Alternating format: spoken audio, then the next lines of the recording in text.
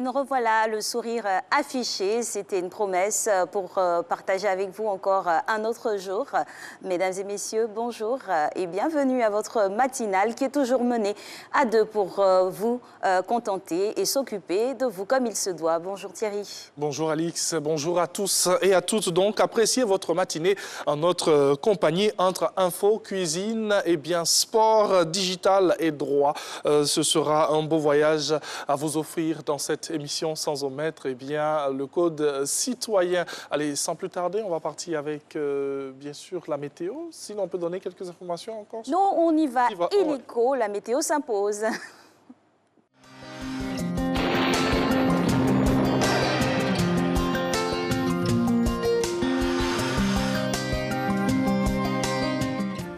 Mesdames et messieurs, bonjour. La matinée sera généralement nuageuse sur le littoral et le sud forestier. Les autres régions du pays seront partiellement nuageuses et progressivement ensoleillées. Passons aux températures, le mercure affichera 24 degrés à Bangoro, Abidjan, Adiaké et à Bandoukou, 23 degrés à Boaké, à Bouna, Bundiali, 24 degrés à Daloa, à Dimbokro et à Gagnoa, 23 degrés à Guiglo, 24 à Korogo, 22 degrés à Mont, 24 à Odiéné, San Pedro, Sassandra et Soubré, 24 degrés à Tabou et à Tiasalé, 23 à Touba et enfin 25 à Yamoussoukro. Au cours de l'après-midi, après un temps ensoleillé, les régions du littoral et du sud forestier, de l'est et du centre seront instables et des orages se développeront pour donner en milieu ou en fin de période des pluies faibles ou modérées. Le nord du pays observera un temps partiellement nuageux et relativement ensoleillé. Passons aux variables, nous pourrons observer 34 degrés à Bangoro, 31 à Abidjan et Adiaké, 34 degrés à Bandoukou, 33 à Boaké, 36 degrés à Bouna, 35 à Bundiali, 33 degrés à Daloa, 35 à Dimbokro, 33 degrés à Gagnoa, 35 à Guiglo, 36 degrés à Korogo, 33 à Mont, 35 degrés à Odiéné, 32 à San Pedro, Sassandra et Soubré, 31 degrés à Tabou, 32 à Tiasalé, 34 degrés à Touba et 34 à Yamoussoukro. Merci de nous avoir suivis et très belle journée à toutes et à tous.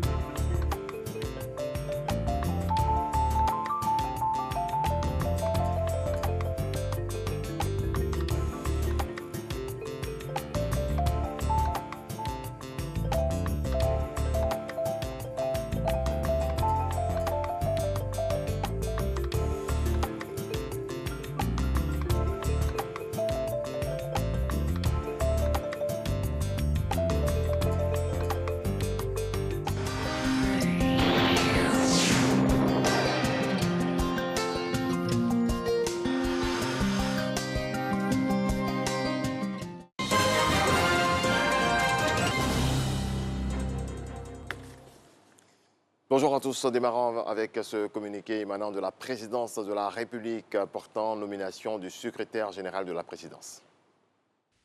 Communiqué de la présidence de la République.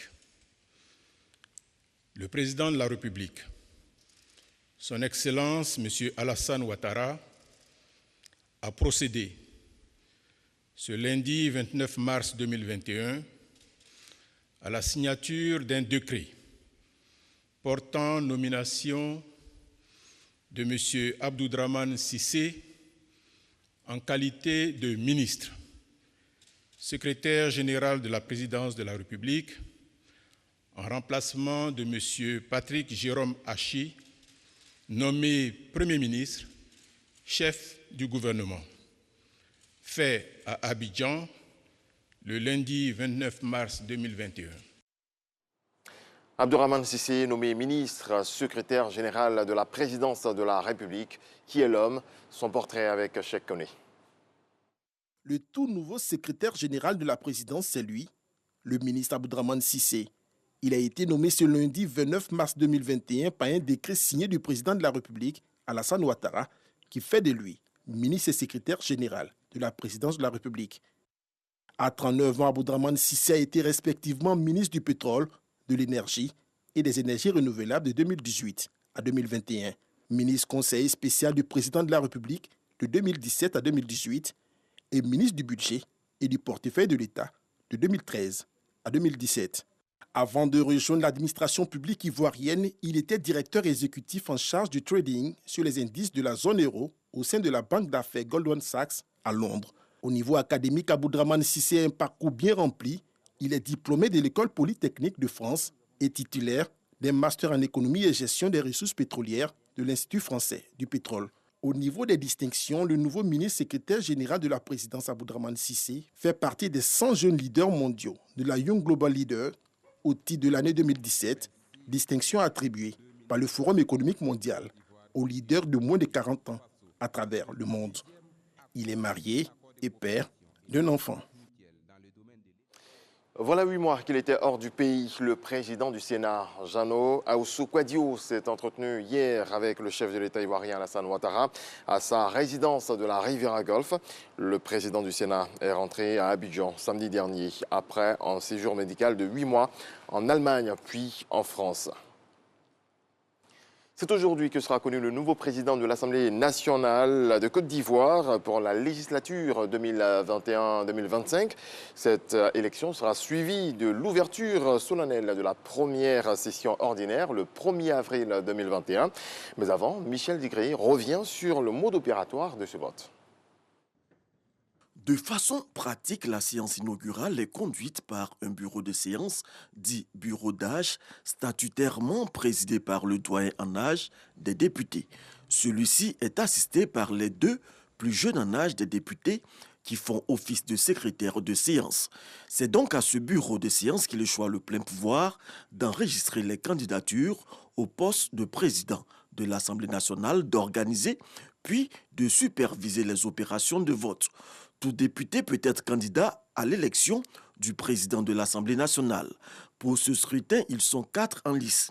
Amadou Soumaoro, Konaté Vassiriki, Traoré Mariam, tous du RHDP, et Nzi Nda Afo Eliane du PDCI RDA.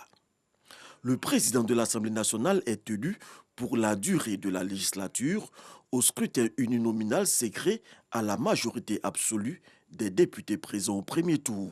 Si cette majorité n'est pas obtenue, au premier tour, seuls les 2 candidats ayant obtenu le plus de voix se présentent à un second tour qui a lieu au plus tard dans les 15 jours suivant le premier tour. Une fois terminée, cette élection marque ainsi la constitution de la nouvelle Assemblée nationale. Merci à toutes et à tous de nous avoir suivis. L'actualité internationale sera développée à 7 h. Voilà, merci beaucoup à Régis Kofi pour l'actualité dans Matin Bonheur. Vous allez le retrouver, comme il a dit, à 7 h pour un autre moment en information. Allez, place maintenant au sport, fitness, et nous allons assouplir cet organe actif qui provoque le déplacement passif des os. On parle des muscles. L'assouplissement des muscles, c'est maintenant dans le fitness. Délicate et suave, petite séance fitness avec le coach Diabaté. C'est sûr que les muscles étant détendus, on peut maintenant aisément se mouvoir et pourquoi pas exercer quelques petites contorsions ce matin. La journée sera assurément teintée de ce saut. Alors nous, dans nos contorsions de ce programme, on a bien sûr un carrefour qui nous mène à la revue de presse.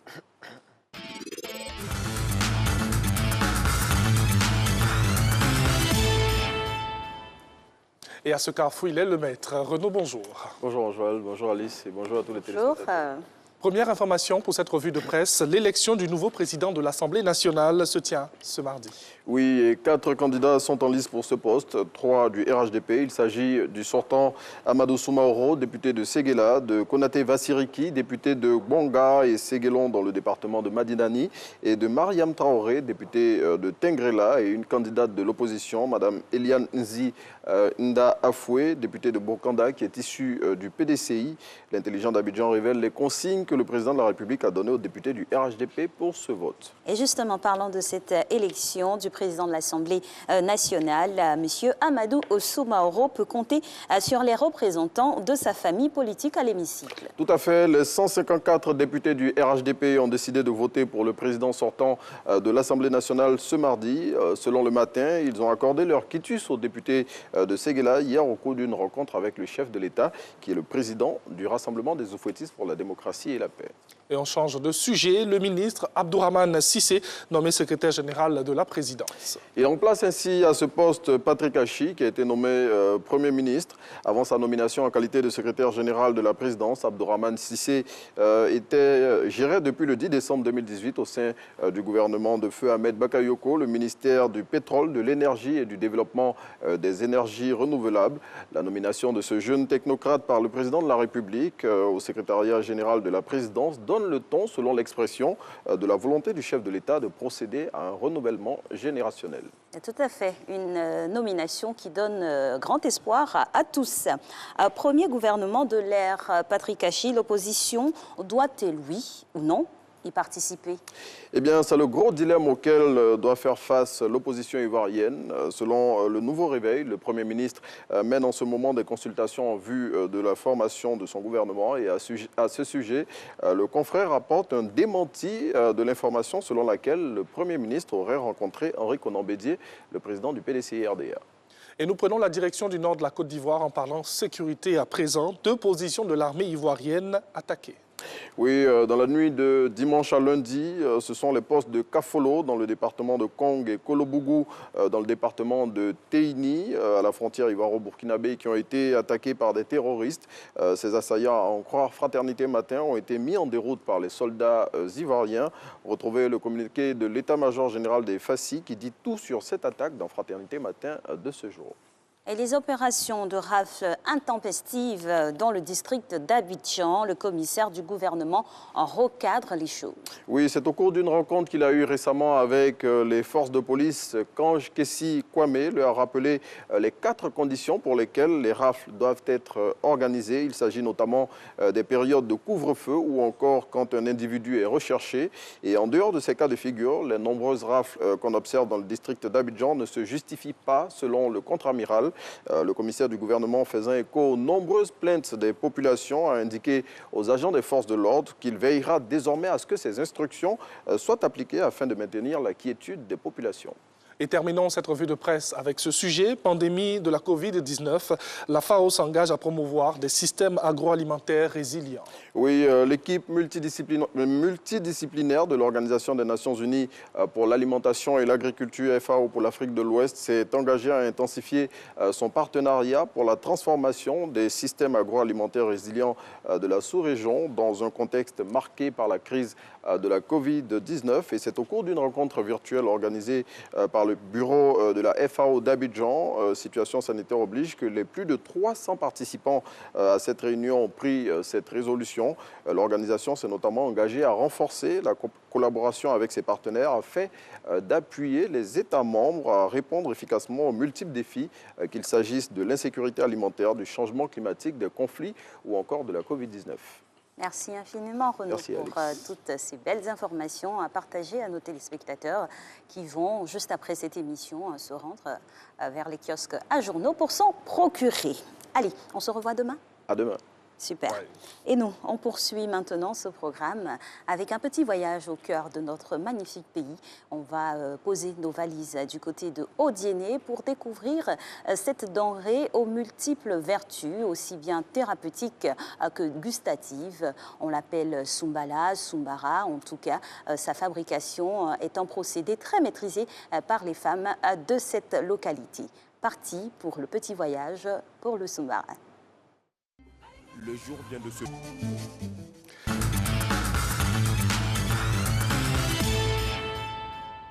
Et on retrouve pour ce faire avec grand plaisir le chef Oro qui sait bien titiller notre palais et puis le satisfaire. Bonjour chef. Bonjour Alix. Vous allez bien? Bien, ça va. Alors, bienvenue. Oui, bien sûr, ça va. Qu'est-ce qu'on a sur cette belle table?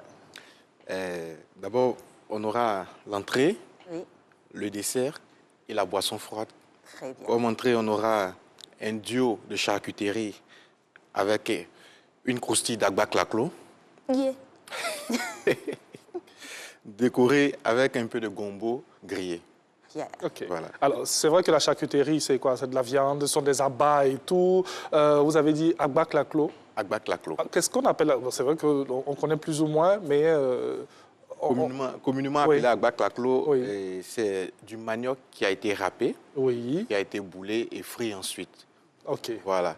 On le vend très souvent avec un peu de coco comme accompagnement. Mais ici, nous, on ne va pas utiliser le coco et on ne va pas bouler aussi ce manioc-là. On va le râper simplement, on va le frire et on va le disposer sur notre charcuterie pour donner le goût croustillant. Voilà. C'est comme ça qu'on va l'utiliser ici, sur cette entrée. Et vous avez ajouté également du gombo. Oui. Pourquoi On a ajouté du gombo pour rappeler un peu l'originalité de l'assiette et puis pour faire beau aussi. Parce que les graines de gombo, quand elles sont grillées, les graines, ça donne beau, c'est joli à voir.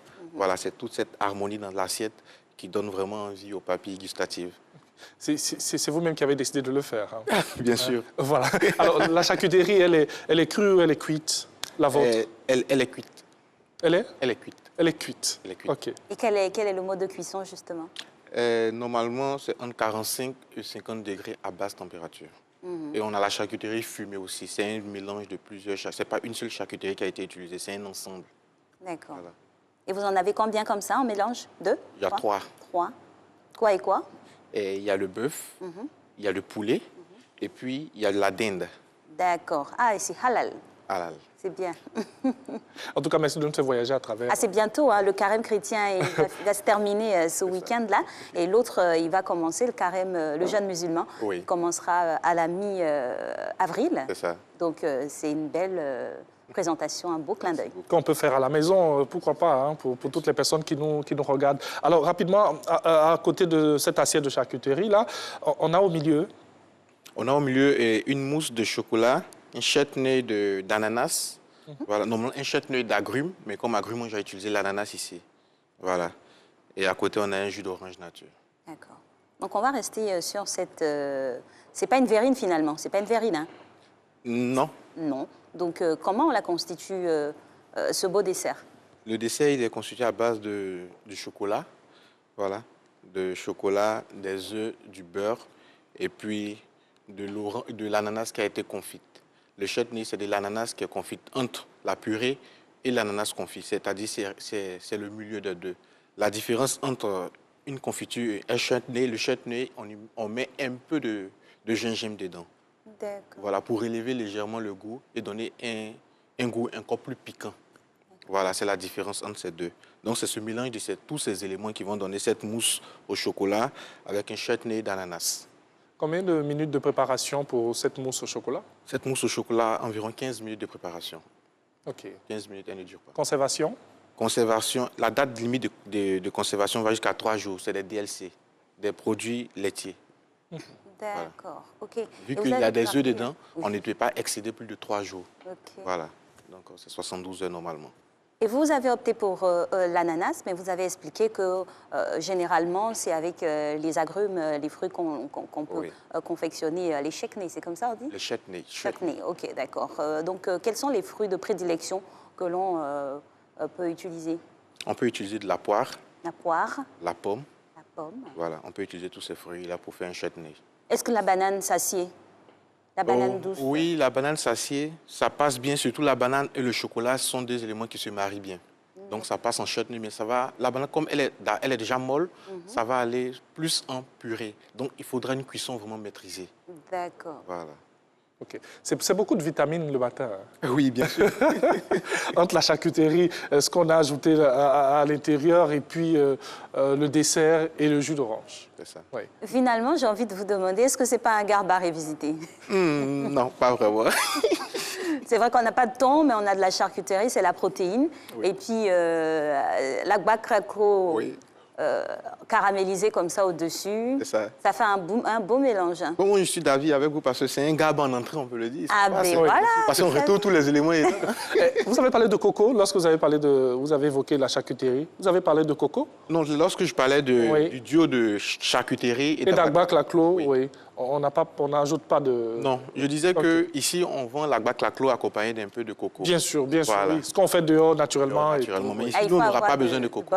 Oui. On aura besoin d'agba claclo simplement avec de l'ail et du persil. On va mélanger ça et on va parsemer sur le duo de charcuterie. Vous avez parlé de manioc râpé. Il faut préciser qu'on essore le manioc pour pas qu'il garde toute C'est-à-dire on le lave, son eau. on le pèle normalement et on l'essore pour libérer assez d'amidon parce qu'il est riche en amidon. Oui. Et lorsque on essore maintenant, il devient plus maniable, plus friable. Voilà, c'est en ce sens qu'on le frit. Et le jus, pour terminer, qu'est-ce que c'est? Le jus, c'est du jus d'orange nature. Oui. D'accord, un jus d'oignon. Des oranges qu'on trouve sur le marché. Un jus d'orange. D'accord, en tout cas, beau mélange qu'on se fera fort de tester après cette émission. Bien sûr, j'espère qu'ils ont entendu, ils ont compris. Ouais. Merci infiniment, chef Oro. Merci beaucoup, Alex. Et à très bientôt. Merci.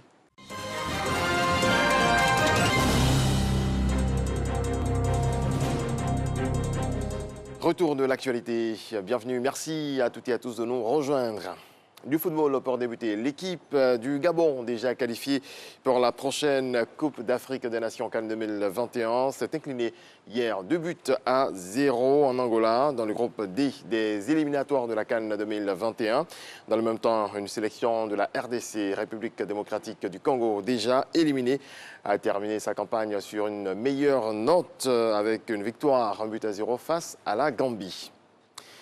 Fleuron industriel de la République démocratique du Congo, l'entreprise Gécamine veut freiner le rythme de son déclin avec l'or bleu du cobalt. Après avoir fait vivre Lubumbashi, la capitale de la région minière du Katanga, à 74 ans, le guitariste Marcel Chibanda a connu l'âge d'or de la générale des carrières et des mines. Un âge d'or qui avait sa propre musique, le Gécoké, qui a prospéré et décliné au rythme du géant minier congolais. Regardons. Il est le gardien d'une musique oubliée, celle qui faisait danser les travailleurs de la Gécamine. À Lubumbashi, jusque dans les années 80, le géant minier congolais était un véritable État dans l'État. Il gérait tout, travail, santé, éducation et loisirs. L'entreprise finançait ainsi des groupes de Gécoké. Gécoké pour Jeunesse Comique de la Kenya, un quartier populaire de la capitale du Katanga minier. Ils nous achetaient des instruments, ils avaient des instruments qu'ils nous ont procurés. Alors on programmait par exemple un samedi, il y a une cité là qui a besoin d'un orchestre, on nous envoie là-bas. Nous arrivons là-bas, nous installons nos instruments, alors nous faisons la musique, même jusqu'au petit matin, nous rentrons, demain on va au travail. La Gécamine employait 36 000 personnes lorsqu'en 2003, la Banque mondiale a financé un plan de départ pour un tiers des salariés. À 74 ans, Marcel Chibanda porte aussi la mémoire de cet âge d'or ouvrier dans la plus grosse mine de cuivre de la République démocratique du Congo. J'ai travaillé à la Gécamine, j'étais secrétaire, je faisais le secrétariat dans un service là. Donc le service de la formation des engins lourds, de conducteurs. Mais depuis, il y a eu le choc de la mondialisation, un changement de pouvoir et 2 guerres civiles en RDC. Et la petite musique de Lubumbashi s'est éteinte. La Gécamine, je ne sais pas quelle mouche elle a piqué. Les Gécoké ont été abandonnés, donc négligés. On dirait un trésor oublié. Aujourd'hui, l'entreprise s'accroche à un nouvel espoir, celui de rebondir grâce au cobalt, utilisé pour fabriquer les batteries électriques. La Gécamine et la RDC sont les premières productrices mondiales de ce minerai, de plus en plus demandé avec l'essor des transports plus propres. Le cours du cobalt est extrêmement volatile, l'entreprise reste donc fragile.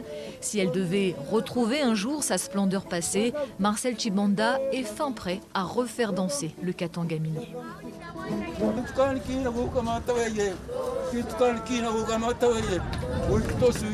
moment, on n'a pas le moyen de se procurer par exemple les instruments.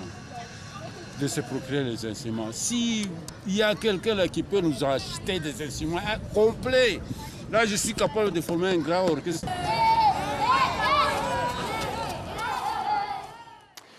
Autre volet de l'actualité, en Algérie, des manifestants se rassemblent devant le tribunal de Sidi Mohamed à Alger pour demander la libération d'étudiants arrêtés lors d'une mobilisation du Irak, mouvement anti-régime. Les manifestants continuent de réclamer un changement radical du système politique en place. La marche anti-régime appelée Irak rassemble chaque semaine des milliers de personnes. Les Tunisiens sont également en colère. Des manifestants demandent le renvoi de 282 conteneurs de déchets ménagers importés illégalement d'Italie. Au cours de l'été 2020, les douanes avaient découvert ces déchets ménagers dont l'exportation est interdite par les législations tunisiennes et internationales. Selon la société importatrice, ces déchets sont au contraire listés comme non dangereux par l'administration tunisienne. Point final. Excellente journée à vous. Et excellente journée à vous, Régis Kofi, pour ces informations. Vous suivez Matin Bonheur, deuxième temps fort à vous offrir. On vous rappelle juste que nous sommes mardi aujourd'hui et prenez la vie en rose, tout simplement, comme vous le constatez sur ce plateau. La suite avec nos informations. Et aujourd'hui, nous allons dire bonne fête ce 30 mars à toutes celles qui se prénomment Gladys. Voilà, et juste vous faire un petit coucou. Nous entamons maintenant la seconde heure avec le premier échange qui va tourner autour du digital. Cette révolution est amorcée depuis maintenant pas mal d'années et sinon à l'intérieur de cette révolution, on a différents démembrements. Aujourd'hui, on parlera de la digitalisation du process de collecte des données en compagnie de M. Kwame Wilfried Stanislas, chargé d'études marketing, RTI et ingénieur statisticien. Voilà, c'est la maison qui reçoit la maison. On a le sourire après ceci.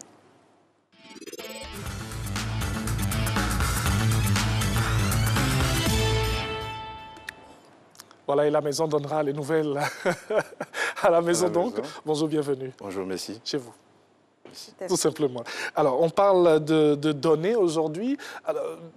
C'est quoi les données? On pense à quoi lorsqu'on évoque les données? Lorsqu'on parle de données, oui. On attend à cette approche systématique qui consiste à réunir des informations oui. Qui viennent de sources variées et dans l'optique d'obtenir une vue complète et puis précise d'un domaine spécifique. Pour aller, je prends un exemple. Vous voyez, on parle aujourd'hui du RGPH, qui est le recensement général de la population et de l'habitat. C'est une opération qui consiste à collecter les données sur la population à un moment donné de la vie, des informations liées à la démographie, liées à l'économie et aux aspects sociaux de la société. Donc, de façon globale, c'est ce qu'on peut diplômer sur la collecte, ce que c'est que les données. D'accord. Alors, comment est-elle mise en œuvre finalement, cette collecte de données? Initialement, cette collecte de données, avant d'abord de passer à la collecte de données, il y avait la réflexion sur les informations qu'on souhaite obtenir. Donc après la réflexion, on passait immédiatement à la création des outils de collecte. Et ces outils de collecte-là, on peut parler du questionnaire qui va servir à interviewer ceux sur qui on veut avoir l'information. Et après le questionnaire, on conçoit ce qu'on appelle le manuel de l'enquêteur, qui est un outil qui permet à l'enquêteur de savoir poser les questions, qui oriente cet enquêteur. Il y a aussi le manuel du contrôleur, le manuel du superviseur. Donc, c'est tous ces documents qui sont produits et qui permettent maintenant à l'agent enquêteur d'aller auprès de sa cible, ou du moins auprès de la population vers qui nous voulons faire l'étude. Il passe maintenant les interviews. Il interroge les différentes personnes pour obtenir les différentes informations qu'on souhaite avoir. Donc, initialement, je dirais que c'était comme ça que cette mise en œuvre était faite. Mais il faut préciser que, avant même que l'agent enquêteur qui collecte les données n'aille sur le terrain, il y a un kit qu'il faut lui remettre. C'est dit qu'un certain nombre de documents qui vont lui permettre, composés de ces éléments que nous venons de citer, le questionnaire, le manuel de l'enquêteur, des stylos, des gommes, des crayons. Ça n'a rien à voir avec le digital. J'aurais cru entendre une tablette. Oui, ça c'était l'accès à Internet. Oui, nous disions tout à l'heure, ça c'était ce qui se faisait avant.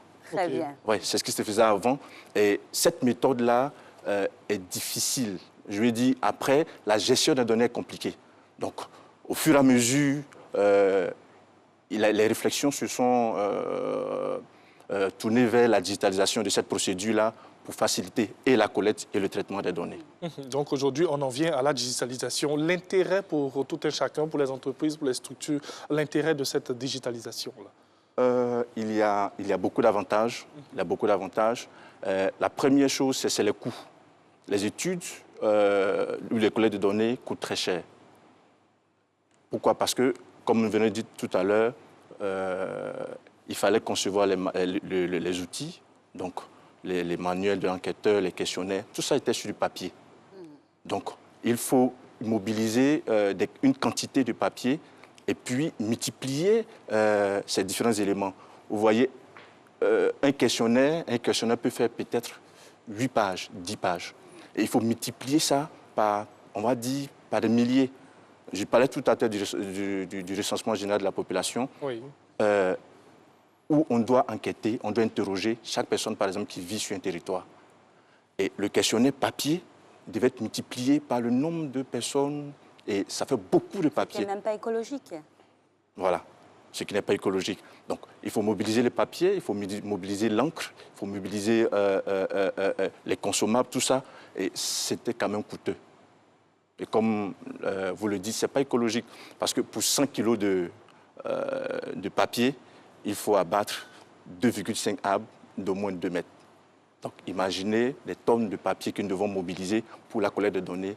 Franchement, ce n'est pas écologique. On a fait des dégâts à l'époque. Beaucoup de dégâts. Ouais. Heureusement qu'est intervenu le digital, oui. Les nouvelles technologies. Oui. Et aujourd'hui, quels sont les outils principaux pour le processus de collecte de données? D'abord, on peut utiliser le téléphone, les smartphones, pour collecter les données. Oui. Donc, le questionnaire, au lieu de le faire sur papier, cette fois-ci, on le conçoit directement sur les smartphones, à travers certains logiciels. On va dire ODK Collect. Ce qu'on faisait sur le papier, on le fait maintenant sur une application. On le met sur le smartphone et directement sur le smartphone pour aller collecter des informations. Donc, on n'a plus besoin de toute cette paperasse et tous ces éléments qui ralentissent le processus. Donc, on utilise ce qu'on appelle le PDA, qui est aussi un outil qui est comme un téléphone, comme un smartphone, mais ce n'est pas un téléphone qu'on peut utiliser pour appeler ou à usage communautaire. Voilà, c'est ça. Oui. Donc, voici ces éléments qu'on utilise pour pouvoir collecter l'information aujourd'hui. Et la gestion après de cette information, elle est facile. Parce que, imaginez, on part dans une localité pour collecter l'information. On finit de collecter ces informations-là, et puis en route, une pluie ou bien quelque chose se passe, toutes les données disparaissent. Il faut recommencer encore cette procédure-là. Et là, c'est très compliqué. Donc, avec la digitalisation, les données sont sur, on va dire, les smartphones. Déjà, depuis la zone, on va dire, de démembrement, qui est le lieu où la personne fait sa collecte de données, elle envoie les données à la base, c'est-à-dire aux personnes qui sont derrière pour analyser les données. Et puis, en temps réel, les données sont analysées. De sorte que si une étude doit prendre 5 jours ou peut-être une semaine, à la fin des 5 jours, bien à la fin des 7 semaines, des 7 jours, on peut rapidement donner les tendances sur les éléments collectés. On gagne en heure, en temps et en efficacité. Exactement. Alors, pour une entreprise, c'est vrai que vous avez donné un exemple qui est au niveau de l'État de Côte d'Ivoire, lorsqu'on parle du recensement de la population. Pour une entreprise quelconque, voilà, qui se retrouverait dans l'un de nos quartiers, comment mettre en place ce projet de digitalisation, ou bien c'est le même procédé à travers ces outils que vous avez évoqués? Oui, c'est le même procédé. On suppose, je prends l'exemple, les entreprises de télécommunications, par exemple, veulent avoir une information sur la consommation de la population par rapport à leur réseau téléphonique. C'est le même procédé. On conçoit le questionnaire, on le met sur un smartphone, donc à travers les logiciels tels que ODK, tels que CS Pro, et puis ces personnes-là rencontrent leur population cible pour leur poser les différentes questions. Donc, on va dire que c'est la même procédure. Il n'y a pas une méthode de collecter les données locales liées à la nation et puis au niveau micro lié à une entreprise. Donc, c'est la même procédure. Seulement que les défis sont différents. Quand je dis les défis sont différents, la charge de travail est différente. Oui, les objectifs sont différents. Exactement. Alors, comparativement à l'ancienne méthode et la nouvelle avec les outils digitaux, est-ce que la marge d'erreur est aménuisée? Oui, beaucoup, beaucoup. La marge d'erreur est beaucoup aménuisée parce que, vous voyez, quand quelqu'un part faire une collecte de données, il peut oublier d'écrire quelque chose. On donne l'information et puis il oublie d'écrire. Après toute la procédure, après toute la collecte de données, on se rend compte qu'il y a des parties vides. Il a oublié. Alors qu'avec les smartphones, il y a des questions, si tu n'as pas rempli, tu ne peux pas avancer. Donc, on va dire, tu es obligé de remplir je veux dire, répondre à toutes les questions avant d'avancer. Donc, il y a des questions obligatoires qui sont essentielles pour l'analyse qu'on ne peut pas se permettre de sauter. Ce qui est différent lorsqu'on va avec les papiers. Parce qu'initialement, avec les papiers, après avoir fini toute la collecte sur papier, il faut maintenant revenir, on va dire, au bureau. Il faut faire la saisie sur ordinateur. Après la saisie, maintenant, il faut traiter ces données-là.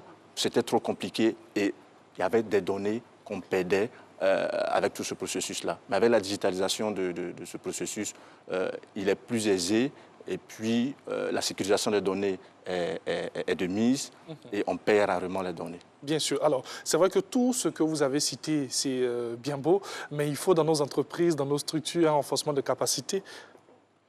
Oui. Il faut un renforcement des capacités. Il faut une formation. Une formation, exactement, oui. Une formation. Mais je pense que c'est aujourd'hui, beaucoup de personnes utilisent les smartphones. Donc, il suffit de savoir maîtriser un smartphone, une petite formation sur la gestion des logiciels tels que ODK, Collect, CS Pro et autres, et puis c'est fait. Donc, on n'a pas besoin d'une formation à grande échelle. À grande échelle. D'abord, même avant la collecte de données, chaque fois, il y a une formation, une petite formation sur la compréhension du questionnaire, sur la gestion des outils de collecte pour permettre aux agents de pouvoir réussir la collecte de données. Donc, lorsqu'on décide de faire une collecte de données, on peut faire une formation sur place et puis envoyer les agents sur le terrain. En tout cas, merci beaucoup, Monsieur Kwame Wilfried Stanislas, pour toutes ces informations sur le processus même de digitalisation des collectes de données qui apportent une valeur ajoutée aux services que l'on propose aux différents usagers des secteurs. Merci infiniment d'être passé sur cette Merci à vous. Merci. Alors, nous, on reste ici en votre compagnie et on partage avec vous quelques informations ce matin. Thierry avait commencé avec le nom à célébrer, Gladys aujourd'hui. Et on part du côté du Mozambique, et là, ce pays touché par les affres du terrorisme avec ces attaques répétitives. Et quand même, on garde toujours espoir et on essaie de vous inspirer à la régénérescence de la population. Et donc, pour aujourd'hui, le nom féminin, ce sera Alima, qui veut dire sage. Et le garçon, c'est Shakil, qui veut dire beau. Voilà, tout simplement. Il s'en est aujourd'hui, ou il est né aujourd'hui, voilà, honneur, place et honneur à ce jeune garçon qui travaille bien, voilà, très intelligent aussi. Gerson Boussou, assistant réalisateur ici à la RT, il fait partie de cette équipe de Matin Bonheur. Le voici en train de faire le Shakil, le beau. Hein? Tout à fait, Gerson Boussou, avec qui on travaille depuis maintenant pas mal d'années sur cette nouvelle nomenclature de la matinale. Joyeux anniversaire à lui. Et vous avez été bien inspiré de le mettre au pluriel parce que nous avons aussi une follower qui nous suit sur les followers de la matinale. On vous invite, chers téléspectateurs, à vous inscrire, à vous abonner justement. Et aujourd'hui, c'est l'anniversaire de Madame Bintou Bamba. Elle est très assidue, elle commente toutes les publications afférentes à la matinale. Joyeux anniversaire à elle. Et aujourd'hui, journée mondiale des troubles bipolaires. Cette journée a été lancée en France en 2014. Le choix de la date du 30 mars n'est pas le fruit d'un hasard. Elle coïncide tout simplement avec la date de naissance d'un bipolaire de génie, Vincent Van Gogh, voilà, qui est né le 30 mars 1853. Effectivement, et on va terminer avec le proverbe qui dit ceci. Le corps de l'homme est bien petit par rapport à l'esprit qu'il habite. C'est clair que l'esprit est un grand univers dans lequel on pourrait se perdre. Et cet esprit-là nous emmène toujours dans la bonté. C'est à la signature de notre réalisateur. L'esprit étant bon, on part maintenant pour une sensibilisation à la citoyenneté dans le Code citoyen.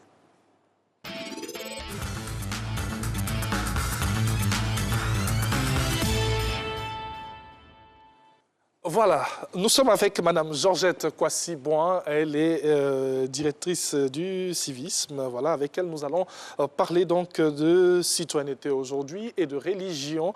Eh bien, bonjour Madame. Bonjour Monsieur Antoine. Bonjour Madame Kwasi-Boin, bienvenue. Alors on parle du rôle des religions dans l'exercice à la citoyenneté. Déjà, on va peut-être faire la part des choses en donnant le rôle intrinsèque même des religions et puis l'apport qu'ils pourraient avoir dans la citoyenneté. C'est quoi le rôle dévolu aux religions dans une nation comme la nôtre? C'est ça. Merci. En fait, la religion même d'abord, c'est un système de croyances et de pratiques en fait en usage dans une communauté, dans un groupe donné. En principe, les religions prônent des valeurs, c'est-à-dire les valeurs de partage, la vérité, des valeurs en tout cas qui amènent le chrétien, le croyant, le praticien à pouvoir adopter une certaine attitude. Et pour nous, quel est le rôle que devrait jouer en fait la religion dans la société, dans l'appropriation même de la citoyenneté, dans l'exercice de la citoyenneté? Parce qu'en fait, les religions, quoi qu'on en dise, elles sont dans une société, elles sont au sein d'une société. Et donc, en principe, elles devaient s'approprier en fait les normes de la société, puisqu'on parle de respect des normes. C'est une des valeurs prônées dans la religion. Et donc, quel est ce rôle-là que devraient en principe jouer les religions dans nos sociétés? En fait, c'est à ces préoccupations-là que j'aimerais aujourd'hui répondre. Oui. Alors, c'est vrai qu'on parle de religion. De quelle religion on parle ici? Pourquoi je pose cette question? Parce que c'est vrai que lorsqu'on évoque les religions, nous avons ces religions révélées. On a l'islam, on a le christianisme et tout. Est-ce que le judaïsme, voilà, même s'il est en train de disparaître un peu, est-ce qu'établir un rapport d'analogie entre ces deux n'est pas circonscrit le citoyen dans une religion quand on sait qu'il y a une multiplicité de religions? Bon, il faut dire que dans le préambule même de notre Constitution, oui, la Côte d'Ivoire est un État laïque. Mais aussi, il y a la liberté religieuse en fait, qui est instituée en Côte d'Ivoire. Autant nous avons une pluralité de cultures, d'ethnies en Côte d'Ivoire, nous avons une pluralité de religions. Et donc, en fait, c'est pour dire que quand on parle de religion, on parle de toutes les religions. Oui. On ne va pas en fait se concentrer seulement sur ces religions dites religieuses. Moi, j'ai envie de dire toutes les sensibilités. Voilà, toutes les sensibilités en fait religieuses, toutes les pratiques religieuses. Et donc, quel est le constat d'abord que nous faisons relativement aux religions, en fait, voilà. Ce que nous constatons, c'est que concernant les pratiques religieuses, nous avons, en fait, nous décrions la cohabitation des espaces religieux avec les habitations. Malheureusement, c'est ce qui est courant.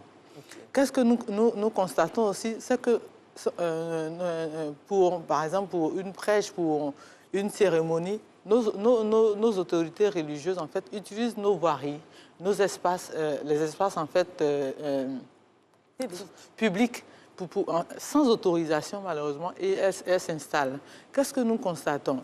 Malheureusement, au sein de nos religions, nous constatons aussi, souvent, on nous parle de détournement de biens publics, de biens de la communauté, on nous parle d'escroquerie, on nous parle même de vol de... la dernière fois, quand j'ai échangé avec des jeunes, ils me disaient qu'il y a des vols de chaussures à l'entrée de certains édifices religieux. J'ai commencé à sourire. J'ai dit, comment ça? J'ai dit, non, quand vous déposez votre chaussure, si elle est attrayante. Elle est attrayante, vous n'êtes pas certain de pouvoir la retrouver quand vous ressortez. Voilà, il y a des petits... il y a des vols même de sacs à main, dans les sacs à main, voilà, tout ça. Donc, est-ce qu'en principe, on devait entendre en fait ce genre d'acte-là, poser ce genre d'acte-là au sein d'une institution religieuse? Pour nous, non. Parce que la religion, comme on le disait tout à l'heure Alice, la religion prône des valeurs qui, en principe, qui sont aussi des valeurs qui sous-tendent notre citoyenneté. Quand on parle de solidarité, quand on parle de fraternité, quand on parle de respect d'autrui, quand on parle même de vérité, c'est emmener en fait celui qui pratique le fidèle à pouvoir véritablement sortir de son carcan. C'est-à-dire, parce qu'on a l'impression qu'il y a deux individus en un. C'est-à-dire, quand nous sommes un fidèle d'une religion, d'une structure religieuse donnée, oui, on a une certaine pratique. Quand nous sommes au sein de notre institution, et puis quand nous sortons dans la société, dans notre réalité quotidienne, nous avons une autre pratique. Non. Pour nous, pratiquer nos religions c'est d'abord s'imprégner de ces valeurs-là, mais les exercer, les mettre en pratique dans le quotidien de tous les jours. C'est-à-dire, quand on vous parle de charité, on vous parle de solidarité, voilà, on se doit en fait de pouvoir poser des actes en fait, qui véritablement révèlent notre appartenance même à une religion donnée pour dire que, véritablement, cette dame, on la voit régulièrement, elle est toujours avec son chapelet ou bien, voilà, mais dans son quotidien, elle exprime cela. Alors, comment on peut expliquer cette bipolarité d'action entre fidèles, en étant un fidèle appartenant à une confession religieuse et en étant un citoyen appartenant à une société en général? Peut-être que cela est assis sur le droit à sacro-saint, à la primauté, à la divinité? Bon, je pense que pour moi, d'abord, l'autorité religieuse même, d'abord, avant même de, qu'on appelle ça, elle doit s'imprégner des normes de la société. La Constitution, si on parle de l'Ivoirien, par exemple, l'Ivoirien nous dit quoi? Quelles sont les normes, les textes qui régissent la société ivoirienne? Et en plus, étant imprégné, cette autorité religieuse-là devrait pouvoir éduquer en fait ses pratiquants, ses fidèles, ses adeptes à pouvoir pratiquer, qu'on appelle ça, à pouvoir respecter aussi ces lois-là, en fait, ces valeurs. Ces valeurs, en tout cas, qui régissent la société. Et les prêches même, c'est-à-dire la sensibilisation qui est faite au sein de l'Église, de la communauté, de la mosquée, du lieu de culte, doit pouvoir être en corrélation avec les normes sociales. Sensibiliser, par exemple, sur la pratique de la démocratie, expliquer un peu aux gens qu'est-ce que c'est que la démocratie, pourquoi est-ce qu'il faut partir aux élections. Parce qu'en fait, le chrétien, ce n'est pas une personne à part, c'est un citoyen comme tout autre. Et donc, en fait, en principe, le chrétien doit pouvoir, ou bien le musulman, ou en fait, en tout cas, l'adepte Comment faire la frontière entre les dogmes religieux et les préceptes sociétaux, notamment avec la politique, la pratique de la politique? La frontière... En principe, les religions sont apolitiques. Ça, c'est le principe. Ça, c'est le principe. Et nous disons que, compte tenu du fait que les religions appartiennent à une société et elles sont au sein d'une société, ces religions-là se doivent véritablement de pouvoir contribuer à instaurer la paix, la cohésion sociale au sein de cette société. Et donc, elles doivent participer, contribuer en fait à accompagner l'État à pouvoir développer qu'on appelle ça, ces valeurs et ces vertus-là au sein de la société. Et donc, pour nous, la religion, lorsque elle est pratiquée, elle devait véritablement être dans la réalité. Il y a un texte biblique qui dit, Jacques 2, voilà, qui dit « Montre-moi ta foi et je te montrerai en fait moi mes œuvres ». C'est-à-dire, on dit la foi sans les œuvres n'est rien. Parce qu'en fait, on dit non, je suis un chrétien, mais quand vous lui dites bonjour, oh, laisse-moi en paix. En fait, c'est-à-dire même les simples notions de civilité, la personne ne peut pas mettre en pratique. Et donc pour nous, la religion devait permettre véritablement aux croyants de pouvoir être de très bons citoyens, de leur permettre véritablement d'exercer leur citoyenneté. C'est aussi à l'État ivoirien de pouvoir contribuer à cela. Nous avons au sein de l'État de Côte d'Ivoire la direction générale des cultes, voilà, qui véritablement contribue à faire une cartographie des différentes structures religieuses qui sont sur le territoire ivoirien pour mieux les encadrer et pouvoir les identifier aussi, surtout les autorités religieuses, et pouvoir véritablement assainir ce milieu-là. Parce que malheureusement, ce n'est pas le cas. Merci. Vous avez employé le mot « assainir », c'est important. Vous pouvez continuer cette mise en débat entre la religion, bien sûr, et aussi la citoyenneté, chez vous à la maison.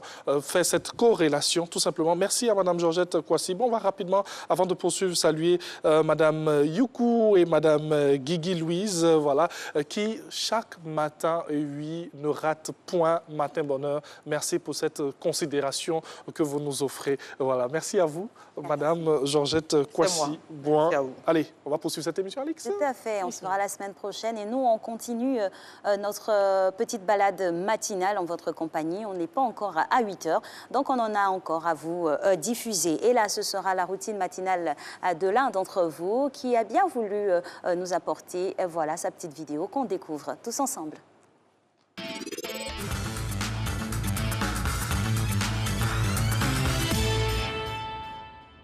Bonjour chers téléspectateurs, vous allez bien j'espère, en tout cas moi je vais très bien. Alors je me présente, moi c'est Aminata Nicole Diabaté dit Suspect 96, je suis mannequin. Et je suis présente en ce jour pour vous expliquer un peu comment je débute ma journée. Pour débuter ma journée, la première des choses que je fais, je prie et je dis merci à Dieu d'avoir veillé sur moi parce que c'est la meilleure des choses à faire, selon moi. Et ensuite, je me lave le visage et je me brosse. Quand je finis ça, je vais faire du sport. Je ne fais pas grande chose, je fais des squats, je fais des abdos et je fais des pompes. Je fais 10 pompes, 20 squats et 30 abdos. Je fais tout ça pour ne pas avoir un gros ventre, pour ne pas avoir des fesses tombées, excusez-moi pour le thème, et aussi pour avoir les épaules larges aussi. Alors, je pense que c'est tout. Je vous dis merci de m'avoir écouté. Passez une excellente journée et que la grâce de Dieu soit sur nous. Bisous à vous. Dernier virage donc, on parlera droit dans quelques secondes avec notre consultant du jour.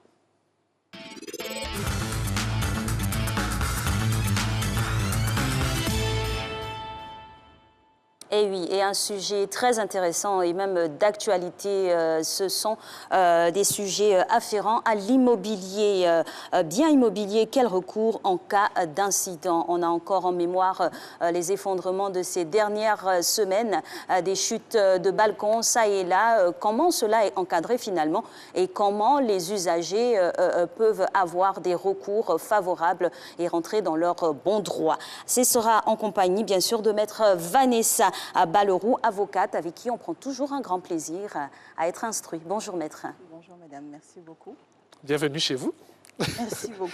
Voilà, Alix l'a dit, on parle de biens immobiliers, quel recours en cas d'incident, recours pour différentes parties, obligations, que faire en cas de malformation, voilà.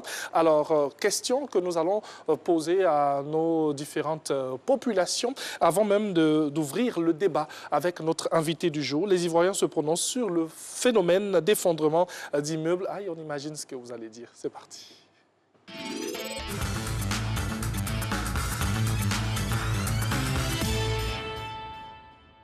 Selon moi, l'écroulement des immeubles, la faute revient à l'entrepreneur. Sélectionner les entrepreneurs, souvent on les prend comme ça, chacun se présente comme un entrepreneur. Et pourtant, il n'a pas la qualité de l'entrepreneur. Il faut que le gouvernement fasse en sorte pour sélectionner les entrepreneurs avant de les donner le marché. Bon, ça c'est au niveau du ministère de Construction, de suivre les chantiers. Et puis les architectes avec les entrepreneurs. Et puis les gars ne mettent pas de bons fers de qualité, tout ça là. Les gars ne suivent pas les fers là. Je ne sais pas comment les gars font. Et puis les gars, pour enlever le bois de chaînage là, les gars n'attendent pas les délais et puis ils enlèvent. Ça fait un bon moment qu'on en parle.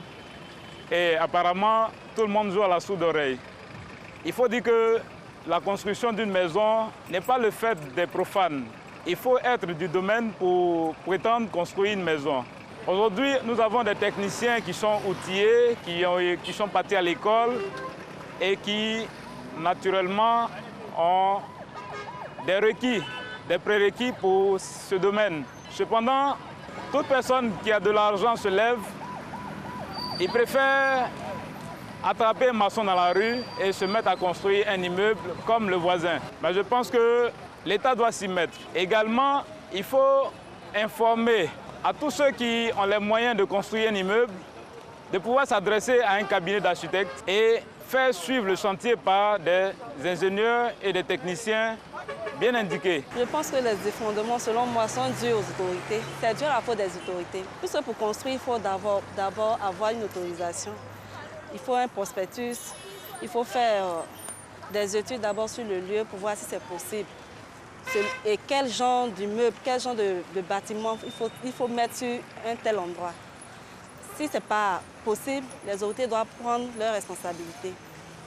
Souvent, il y a les dessous des tables et bien d'autres choses qui font qu'il y a un laisser-aller. C'est un problème d'actualité. Partout, dans tous les quartiers maintenant, chaque jour, on en parle. C'est la faute aux maires. Les mairies doivent quand même savoir, pour donner les taxations, on ne peut pas venir s'installer anarchiquement. Et puis, il faut que aussi le gouvernement, surtout la mairie ou bien les autorités domaniales qui s'occupent de l'ACD, fassent l'effort pour que ça passe vite. Vous voyez, quand il y a effondrement, il y a beaucoup de morts. L'effondrement des immeubles à Abidjan, je pense que c'est une responsabilité entière du ministère. Je pense qu'ils doivent commencer à vérifier d'abord l'ingénierie des immeubles, si les plans architecturaux et ingénierie sont conformes. Et puis ensuite, ce n'est pas seulement ça, il faut suivre les travaux. Voilà, il faut donner véritablement, il faut que les travaux, quand on commence à monter un immeuble, que ces ingénieurs puissent vérifier si le fer à béton qui a été dimensionné, c'est celui qui est utilisé. Donc il faut qu'ils fassent les efforts pour que ces choses-là ne se répètent pas, c'est des vies qui sont en danger. On contrôle l'ingénierie et puis on contrôle l'exécution des travaux. C'est ce côté-là qui n'est pas contrôlé, donc les gens font ce qu'ils veulent. Et voilà, en tout cas, un beau panel d'intervenants sur cette question qui est très importante. On a eu ici des réactions qui touchaient du doigt soit les entrepreneurs, soit le suivi du ministère qui serait défaillant, la vente de matériaux de basse qualité, l'amateurisme, l'appât du gain pour certains, les autorités municipales qui sont pointées du doigt. Maître, à votre analyse, où se situent les responsabilités ? Bien, je vous remercie. Tout d'abord, il faut savoir que, comme il a été dit dans le reportage, mais comme surtout il est prévu par la loi, la construction d'un édifice, d'une maison ou d'un immeuble est encadrée par la loi. Le code de la construction, le code de l'urbanisme aussi. Alors la construction, c'est quoi? C'est tout ce qui va entrer en ligne de compte pour édifier, si vous voulez, pour construire le bâtiment, que ce soit une maison basse ou un immeuble. Maintenant, l'urbanisme, c'est tout ce qui va concerner le plan de la ville. Ça veut dire quoi? Ça veut dire que quand vous construisez, si vous construisez sur votre lot, vous ne devez pas dépasser. Il y a des règles en matière de construction. Vous ne pouvez pas, par exemple, construire sur le trottoir. Ça s'appelle un empiètement et c'est puni par la loi. Vous ne pouvez pas non plus construire selon votre bon vouloir. Vous devez solliciter un permis de construire. Et dans le cadre de l'obtention de ce permis de construire, il y a un certain nombre de choses qui vous sont demandées. On va vous demander qui sont les intervenants, qui est votre architecte, qui est votre ingénieur, qui seront vos techniciens, comment vont se passer les constructions, qu'est-ce que vous projetez de construire. Et quand vous allez construire, normalement, la construction que vous allez faire doit être conforme au permis qui vous a été délivré. Ensuite, dans le cheminement, dans le plan de construction, il y a plusieurs intervenants, comme je l'ai dit. Vous avez des architectes, vous avez des ingénieurs, vous avez des techniciens, vous avez les personnes, les maçons qui vont aller sur le terrain pour construire effectivement, selon le plan qui aura été tracé, selon les implications, comme on l'a dit dans le reportage, au niveau du sol, au niveau de l'inclinaison du terrain. Si vous construisez sur une surface qui est plane, qui est plate, c'est différent de quand vous construisez sur une surface qui est en pente, par exemple. Donc, il y aura des implications en termes de construction. Donc, tout ceci est encadré par la loi, est encadré par l'administration, par le ministère de la Construction, qui va délivrer le permis de construire. Donc, vous avez un délai pendant lequel vous devez impérativement construire à partir du moment où le permis vous est remis. Vous avez 1 an. Sinon, votre permis de construire périme. Et au-delà de 2 ans sans construction, vous devez redemander un permis de construire. Je le dis parce que qu'est-ce qu'on constate? On constate qu'il y a des constructions qui sont édifiées sur plusieurs années. Oui. Vous avez des gens qui ont un permis de construire qui date de 2010, par exemple, et qui viennent, qui construisent un peu, qui s'arrêtent, qui construisent un petit peu encore et qui s'arrêtent. Et ça, normalement, ce n'est pas permis par la loi. Donc l'adage qui dit « maison inachevée et sereine » ne devrait pas se faire. Non. Elle n'est pas aussi sereine que ça. N'est pas aussi sereine que ça, et surtout, elle comporte des risques. Voilà. Alors, maître, tout ce que vous dites, nous les prenons avec beaucoup de plaisir, voilà. Mais avec tout ce qu'on constate, il y a forcément un problème quelque part. Alors, en la matière, que prévoit la loi ivoirienne en cas de catastrophe? Alors, tout d'abord, vous avez différents types de catastrophes, comme vous dites. En droit, on appelle ça des sinistres. Donc, vous pouvez avoir un bâtiment qui devient insalubre. Par exemple, vous avez des infiltrations d'eau, l'eau qui stagne, avec tout ce que ça comporte comme maladie que ça pourrait entraîner. Vous avez des bâtiments comme j'ai dit, qui sont insalubres. Ou vous avez des bâtiments qui posent des risques en termes de solidité et de sécurité des habitants. Donc qui menacent de s'effondrer ou qui s'effondrent, comme on a pu assister malheureusement. Alors vous avez deux types de responsabilités qui rentrent en ligne de compte. La responsabilité de ceux qui ont construit, mais aussi la responsabilité de l'administration. Quelle administration?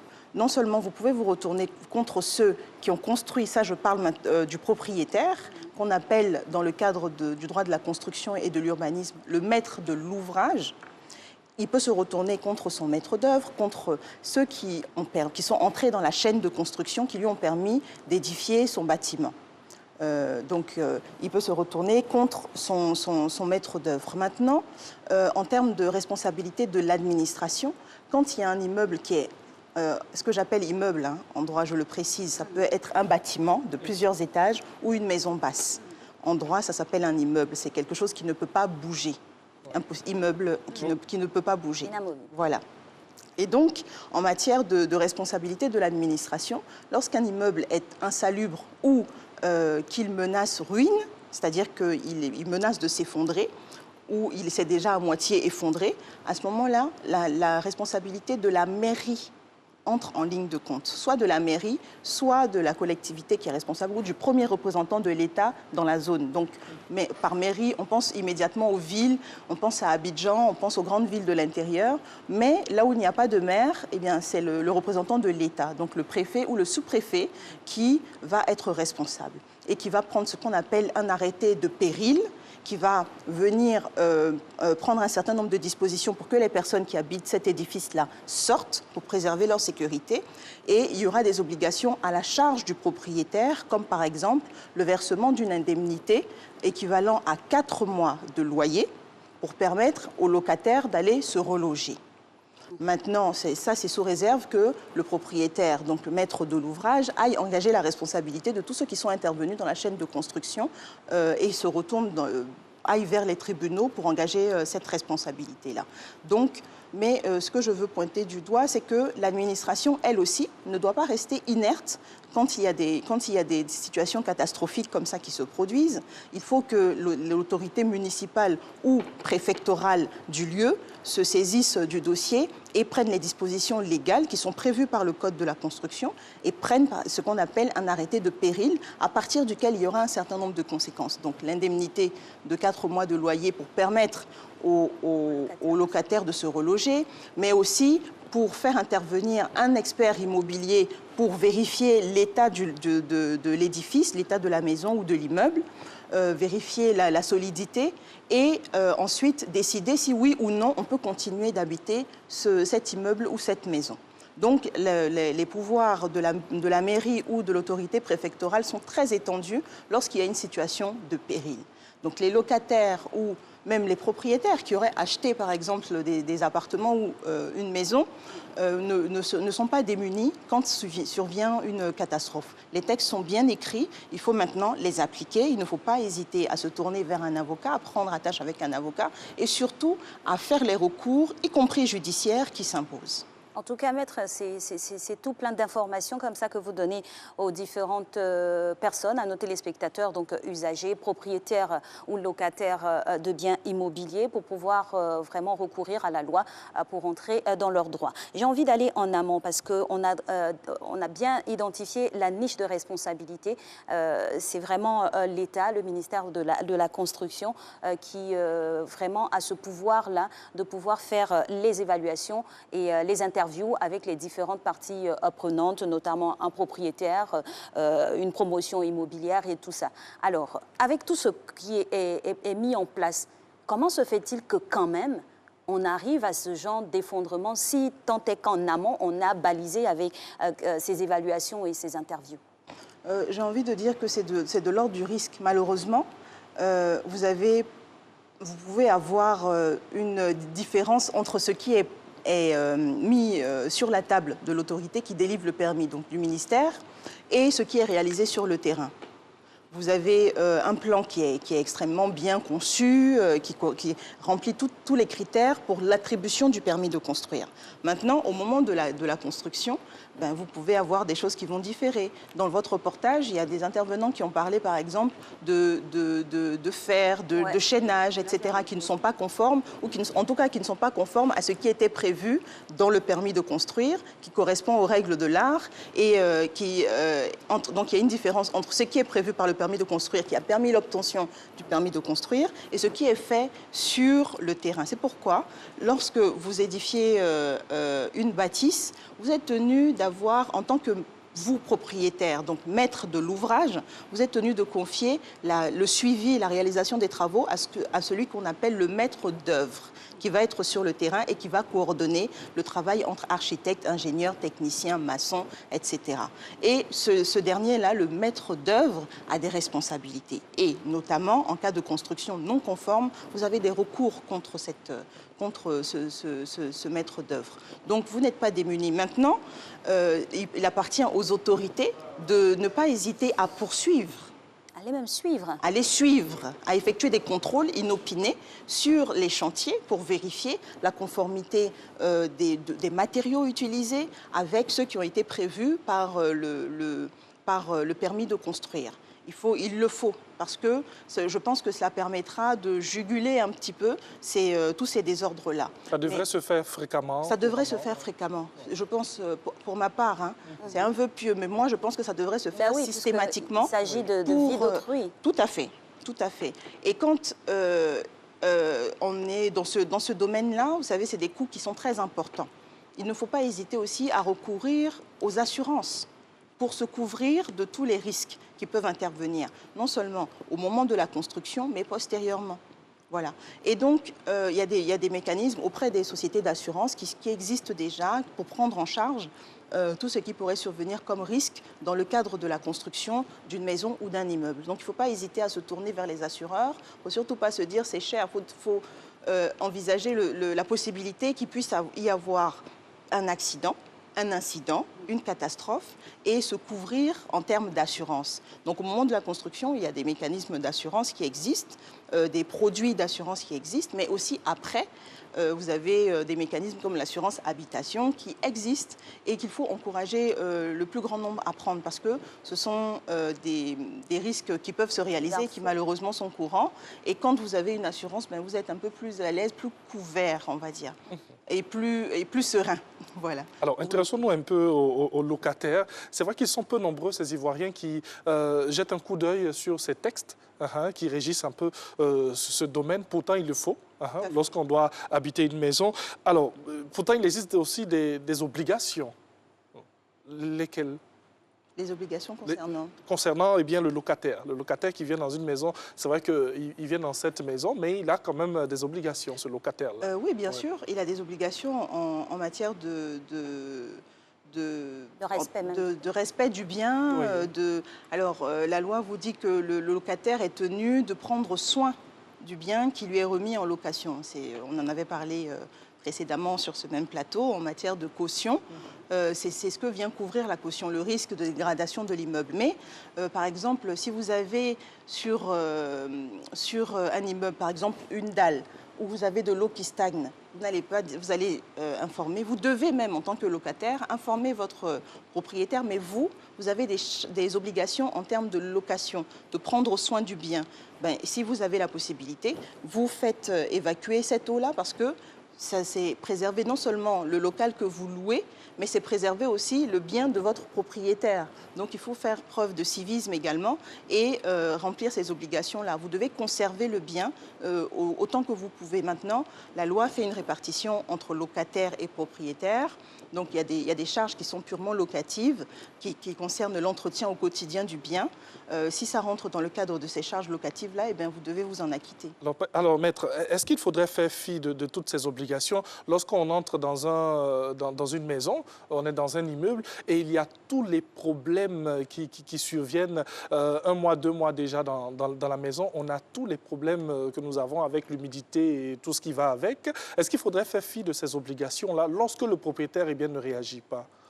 Non, absolument pas, puisqu'il y va de votre sécurité et puis vous devez pouvoir utiliser librement, paisiblement le bien que vous avez loué. Si vous entrez et que immédiatement vous avez des problèmes d'infiltration d'eau, d'humidité, de moisissure, etc., vous devez le signaler à votre propriétaire. Et moi, j'invite tous ceux qui nous écoutent à le faire par écrit pour avoir une trace.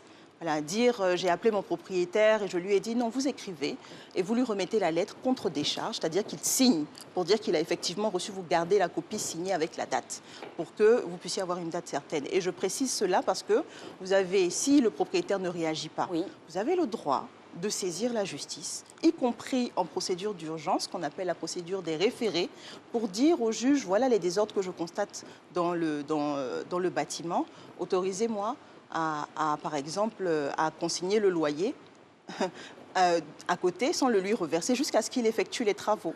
Voilà. Donc vous avez la possibilité, il ne faut pas rester immobile en disant voilà mon propriétaire ne réagit pas. Écrivez-lui dans un premier temps, gardez la trace de cet écrit et s'il ne bouge pas, vous avez la possibilité d'aller devant les tribunaux. Encore une fois, vous n'hésitez pas à vous retourner vers la maison de l'avocat et les avocats se feront un plaisir de vous orienter. Et vous savez, maître, que oui, c'est bien d'avoir ce genre de recours-là établi et on va dire légiféré, mais en même temps, la hantise de tout usager, c'est la lenteur des procédures judiciaires en la matière pour un cas d'espèce typique que vous venez de donner. Si le propriétaire ne réagit pas, que le locataire saisit la justice, en combien de temps il peut pouvoir se soustraire de payer le loyer pour peut-être effectuer des travaux pour son confort? Alors, il y a deux choses que vous me dites là. Il y a l'arrêt du paiement des loyers. Je n'ai pas dit d'arrêter de payer les loyers. Non, c'est le juge. Il faut saisir, c'est après décision. Et ça va mettre combien de temps? Mais si vous allez en référé, par exemple, qui est une procédure d'urgence, les délais seront d'autant plus courts. On parle de quelques jours ou quelques semaines tout au plus. D'accord. Mais il y a une procédure de référé. Et là, quand c'est évident et que vous êtes dans une situation d'urgence. Il y a des critères pour aller en référé. Il faut que ce soit évident, il faut que ce soit urgent. Et par exemple, si vous avez un logement qui menace ruine, bien évidemment, vous tournez vers la justice. Vous êtes totalement fondé à avoir recours à cette procédure de référé-là. Encore une fois, ce n'est pas une procédure qui va mettre du temps, ça va être plutôt rapide. Maintenant, ce ne sont pas des décisions définitives qui vont être prises dans le cadre de la procédure de référé. On va prendre des mesures pour préserver vos droits, si vous voulez.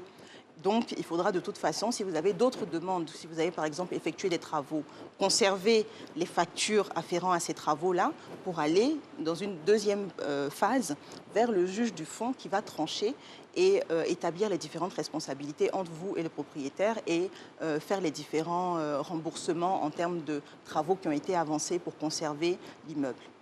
Alors, petit cas pratique dans cette émission, pour éclairer notre lanterne sur tout ce qui est location de biens immobiliers. Alors, M. X loue un bien immobilier à Mme Y, par exemple, pour une fête, pour une soirée ou même pour quelques jours. On en a à profusion dans notre pays, les appartements meublés. Malheureusement, eh bien, s'ensuit des dégâts. Nous avons des dégâts de tous ordres dans cet appartement. Quel recours pour le propriétaire?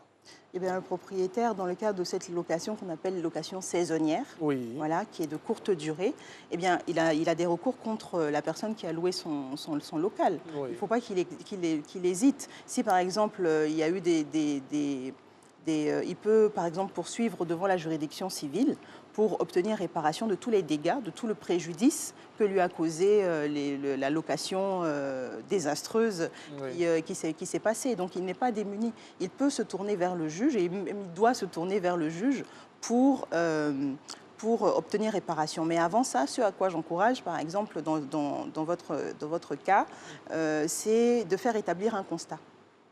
Voilà, de faire établir un constat. Et même avant ça, au moment de faire la location, faites établir un contrat. Et faites surtout un état des lieux avant l'entrée du locataire saisonnier là, dans le local. Même si c'est pour 24 heures. Même si c'est pour 24 heures, puisque c'est un meublé.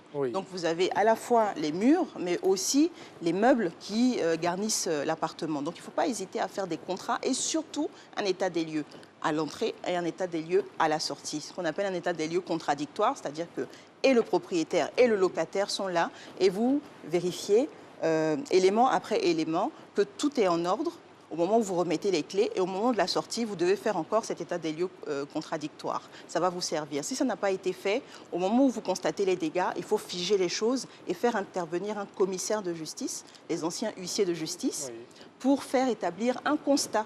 Ça ne coûte pas si cher et ça va vous permettre de fixer les choses et de montrer l'étendue des dégâts que vous avez subis pour ensuite aller devant le juge. En tout cas, merci infiniment, Maître Vanessa Ballereau, pour toutes ces informations très pertinentes et utiles qui, assurément, vont donner beaucoup d'espoir aux usagers de différents incidents que l'on a pu constater ça et là. La loi est du côté de tout le monde. Il faut juste pouvoir s'en servir.